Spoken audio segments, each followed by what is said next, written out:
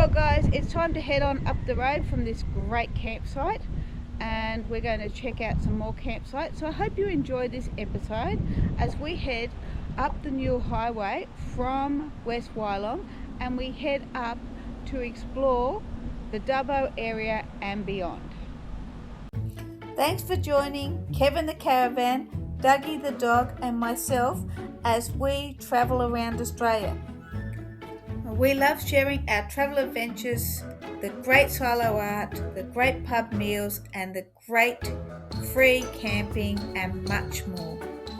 We're heading towards Dubbo via Forbes and a few other places. This time we explore some really interesting history and some really interesting locations on this trip.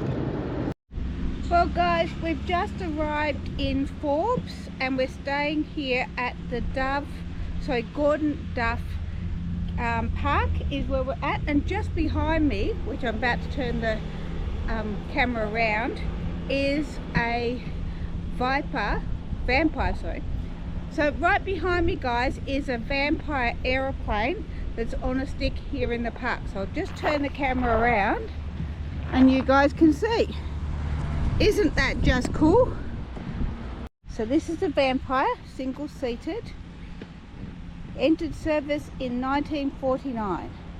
It was probably used in the Korean War, but might have also been used in the Vietnam War. But it is just so cool.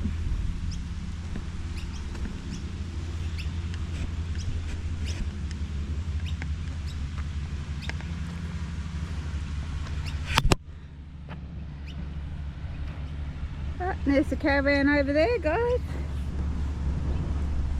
There's Kevin just hanging out in the shade. I know it's probably not the best for the solar panels, but it is currently 32 degrees here and it's quite early in the day.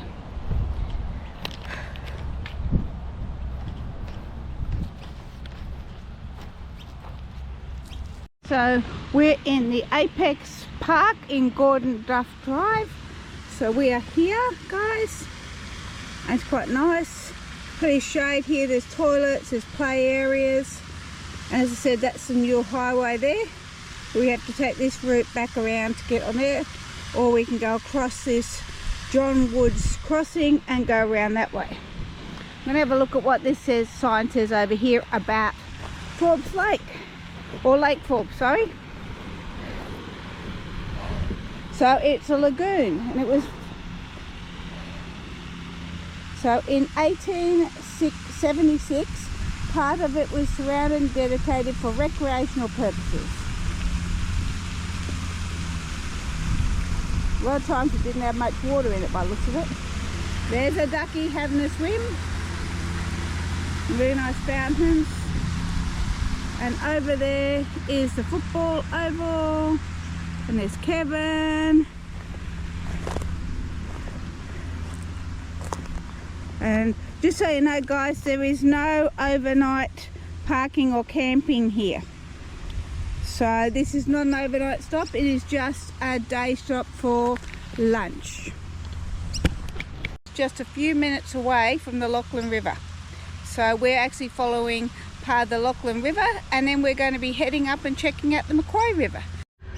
We're here right now guys, and we're going to head out along this highway past the visitor centre and our town. So I had planned on visiting the McPhee Motor Museum, but it's closed, and a few other things that we wanted to go and see are not open today. So we're back on the road from Forbes guys, and we're heading up to check out the dish.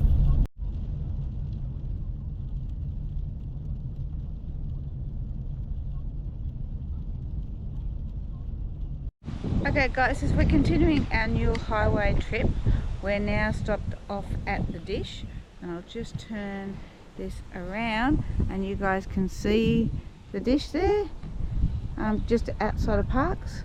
So we're going to go in and check out the dish. Now I know in earlier episodes I showed you guys around the whole of Parks, but this time we're just enjoying the highway. So we're only just stopping off here and we'll just have a quick look around the dish. I'm not sure guys, but I actually think that the dish is being moved at the moment because it seems to be changing position as we're here, which is pretty cool. And if you've seen the movie The Dish, you will know they were playing cricket in that in the 1960s. Here at The Dish, dogs are only allowed in the outside area, it's not in the inside areas, but there's plenty to see in the outside areas.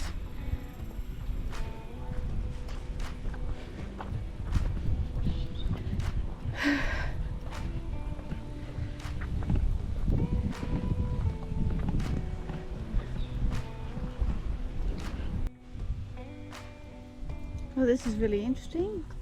A bit of the history about the dish. Pretty cool.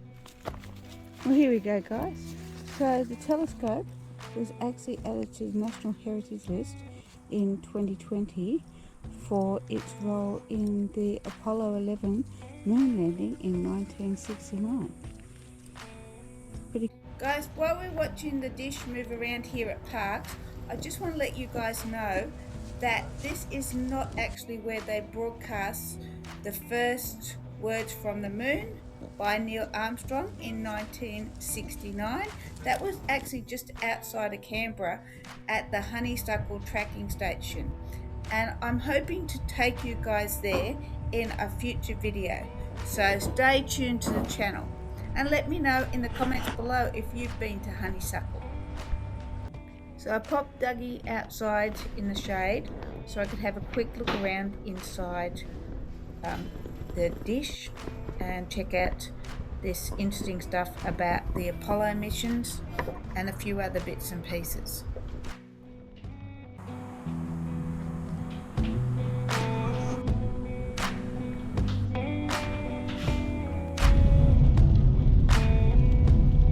So we're continuing up the road now guys, and we did go through Alec Town, but I decided that I would save that for another video, and we're on our way to Peak Hill. So we're just coming into Peak Hill now. Peak Hill was a gold mining town. I'm going to show you around some of Peak Hill, and we might nip up and check out the actual mine, and we'll have a little walk down the main street before we head on to Dubbo. So Peak Hill literally rose on a hill of gold. Gold was first discovered here guys in 1889. The town boomed as the miners carved deep into the iron-rich rock, pulling out tens of thousands of ounces of gold before it fell silent and the town started to die off. But I don't know what it is guys, but there's something about this town, and I always love stopping at Peak Hill. Now I did do a large video that included Peak Hill, and so I'm not going to go over everything again, but it was a gold rush video. But it is a nice town, so guys let me know in the comments if you've actually been to Peak Hill and what you think of it. So before we head up to the mine guys, I've just parked around the corner and I'm heading across the road to the Tourist Information Centre so I can grab my stamp, because the previous times we've been here I've never actually gotten around to getting a stamp for my passport. So Tourist Information Centre is also a museum, and they have some fantastic stuff. You guys need to come out and check it out for yourself. So the interesting thing about these gold mines of the 1800s at Peak Hill was, unlike other places like Lambing Flat/Young, where there was riots over the gold, and also down in Victoria, this was actually surprisingly orderly. There was no robberies, there was no shootouts, there was no claim jumping brawls, but it rose up in an era after the New South Wales had erupted in all these previous disputes, and so there was a lot more bulls, a lot more pegging out, and everyone seemed to get along a lot better, which I found rather interesting.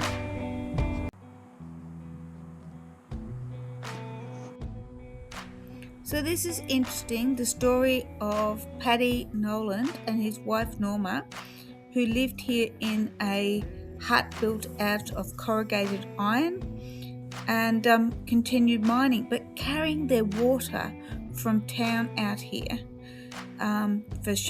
for washing and cooking. That must have been a horrendous task.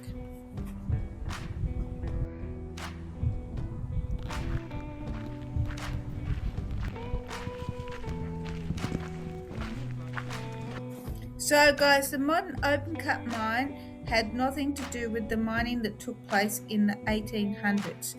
This happened in the 1990s when they cut open the old workings and they managed to transform the site into this dramatic, great big hole that we're exploring now.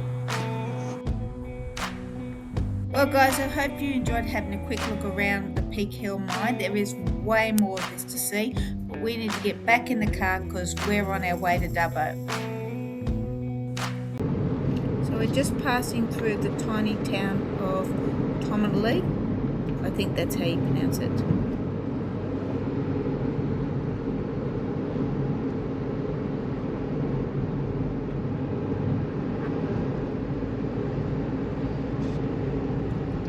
Not much here rather than truck stop for, looks like.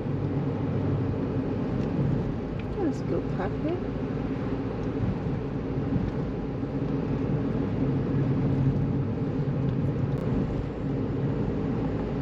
The Crossroads Hotel.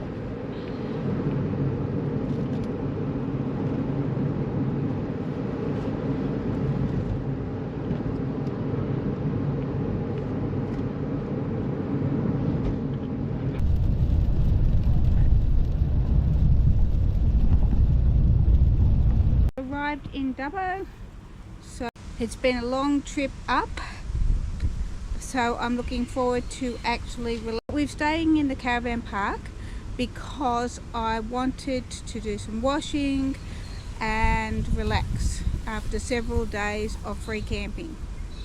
Well, I hope you've enjoyed this episode. Stay tuned to the channel and I'll be sharing some other really good videos with you. And if you'd like to check out some of our old river videos, I've got them here and here. Thanks for watching.